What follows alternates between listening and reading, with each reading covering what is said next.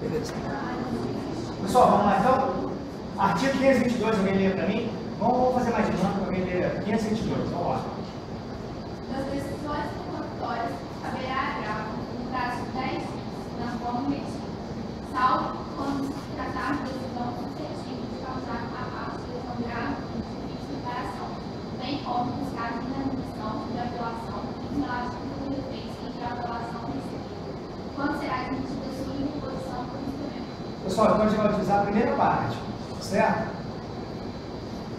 É necessária a gratuidade da justiça para essa ação fluir normalmente? Ela não tem condições de pagar as custas. Indeferida a gratuidade da justiça, ela vai ficar o quê? Não vai ter acesso à justiça. O processo não vai andar. E outra coisa, se é uma ação de alimentos, ela pediu antecipação dela para se deferir os alimentos provisórios, não sendo, como é que ela vai subsistir? Como é que ela vai se manter? Então é caso de agravo do instrumento. Lê de novo só essa primeira parte aí, Thaís. Tá bem? Haverá agravo no prazo de 10 dias, na forma medida, quando se tratar de decisão suscetível de causar a parte de lesão grave e difícil separação. Lesão grave ou difícil separação. É o nosso caso. Então a regra é retido, eu estou na exceção, ou seja, naquelas situações excepcionais que causar lesão à parte, então agravo do instrumento. Tá? Daqui a pouquinho a gente vai analisar a questão que a gente vai abordar, o mérito do meu agravo. Se é agravo do instrumento, vou direcionar para o juiz que prolatou a decisão direto do tribunal. Não sei. Artigo 524, vamos lá?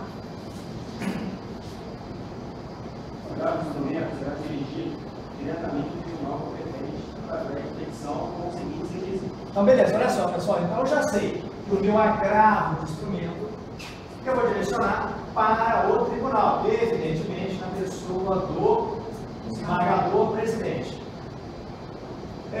Lá no tribunal, ninguém sabe quem é a Paula. Os autos estão tramitando aqui na primeira instância, então eu tenho que qualificá-la. Como eu faço na petição inicial, a autora da ação é agravante, então a Paula. Paula é menor relativamente capaz desse ato representado por sua diretora, qualificação completa, nos termos do artigo 522 seguintes, que trata do agravo, venha presente de Vossa Excelência e interpor. Lembra lá do nome da ação, negrito e maiúsculo? Olha o nome do agravo aqui. Agravo do instrumento, com pedido de antecipação de tutela. Eu preciso que o tribunal, ao receber o meu agravo, já defina de imediato a gratuidade da justiça e os alimentos.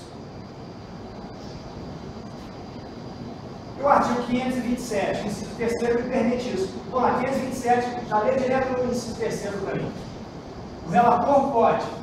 Poderá atribuir efeito suspensivo ao recurso, artigo 158, ou deferir em antecipação de tutela total ou parcialmente a pretensão recursal, comunicando ao juiz sua decisão.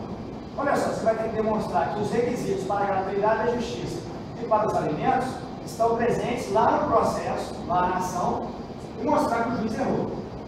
Ó, tribunal, os requisitos para a gratuidade da justiça estão presentes, mas o juiz não observou isso, e mostra o erro. Da mesma forma, para os alimentos, deveriam ter sido deferidos, e não foram por causa disso. Tá? Então, eu vou pedir a antecipação de tutela. Meu primeiro parágrafo, isso aqui é a petição de encaminhamento, tá? Logo em seguida, ainda dentro da petição de encaminhamento, eu tenho que fazer cumprir o artigo 524.3. Vamos lá. O nome e o endereço completo dos advogados constantes do processo.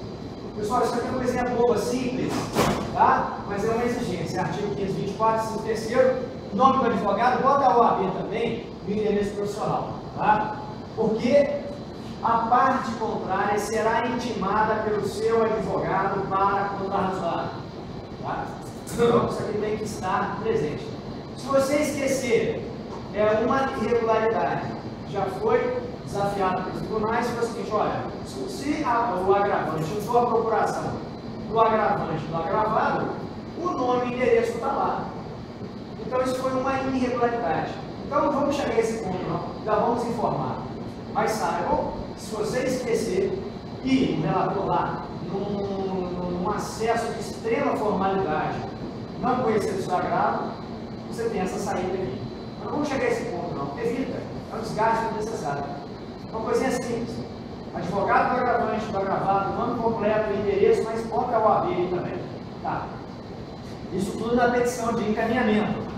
Eu tenho peças obrigatórias. Se você não juntar essas peças obrigatórias, o seu agravo não será conhecido.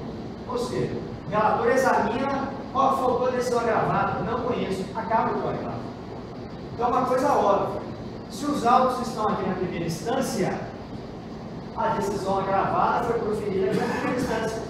Eu não quero ver essa decisão agravada informada, então, por óbvio, eu tenho que juntar a cópia da decisão agravada. Certidão de intimação da decisão agravada, para que o tribunal verifique a tempestividade, a data em que a parte foi intimada e a data em que ela interpôs o recurso. Procurações otorgadas ao advogado do agravante e do agravado, isso é documento obrigatório. Na última aula, até falei para vocês, se porventura, provavelmente é o que vai acontecer aqui, a parte contrária não foi citada. Então você não tem a procuração do agravado dos autos. Como é um documento obrigatório, você tem que justificar essa ausência desse documento. Tá? Como é que você faz isso? Vai à secretaria, conversa com o escrivão e requer uma certidão dizendo que ainda não houve citação. Por consequência, não tem procuração dos autos. Ou, se não houver tempo hábil, tira a cópia de todo o processo e informa ao tribunal. Tá? Esse em vermelho aqui é a justificativa. Então, olha só, o exemplo do texto aqui. Deixa de apresentar a procuração otorgada ao advogado do agravado, uma vez que ainda não houve citação, conforme se verifica na certidão do escrivão da tal vara de família da comarca tal. Ou então, conforme se verifica na cópia integral dos autos. Que lá o relator veio folheando a cópia integral dos autos, vai verificar que não houve citação e, por consequência, não tem como juntar a cópia da procuração. Entenderam aí, pessoal? Duas situações. Ou certidão do escrivão, dizendo que não houve citação e não há procuração, ou cópia integral dos autos. Se você não fizer isso para justificar, seu recurso não será conhecido. Caminhando ainda dentro ou ainda na peça de encaminhamento, peças facultativas. Mas não associa peças facultativas sem importância, não. Peças facultativas fundamentais à análise do agravo. Ora, o que eu preciso? Eu não formulei o pedido de alimentos e de gratuidade da justiça na minha petição inicial? Não é documento obrigatório, mas eu tenho que juntar. Eu tenho que juntar esse documento aos autos. Documento referente às despesas da agravante e à possibilidade financeira do agravado. Pois, se eu estou pleiteando alimentos, eu tenho que mostrar a necessidade de quem está pleiteando e a possibilidade contra quem estou pleiteando os alimentos. Então, o tribunal, para definir ou não os alimentos, ele vai verificar se os documentos foram julgados, se eles foram analisados, se a decisão do juiz foi correta ou não. Então, peças facultativas mais importantes para o presidente. Tá bom, pessoal? Então, nunca associe peças facultativas sem importância negativa. Tem as obrigatórias, porque são facultativas, que vai depender do caso. Pode ser que numa determinada situação, você tem que juntar o quê? A contestação e não a petição inicial. Então, essas peças facultativas mais importantes para o tribunal conhecer aquela matéria. Outra coisa. Em um momento fala para você declarar a autenticidade, mas vamos inserir esse parágrafo aqui. O artigo 365.4 do CPC fala que o advogado declara a autenticidade daquelas cópias que foram tiradas do processo. Tá? Então vamos inserir. E se você não colocar, quem quer arguir a falsidade do documento é a parte contrária, é o tribunal não. Mas de toda sorte, você vai declarar a autenticidade do advogado. E, evidentemente, sob a responsabilidade profissional dele. Tá? Então, gratuidade, a autenticidade.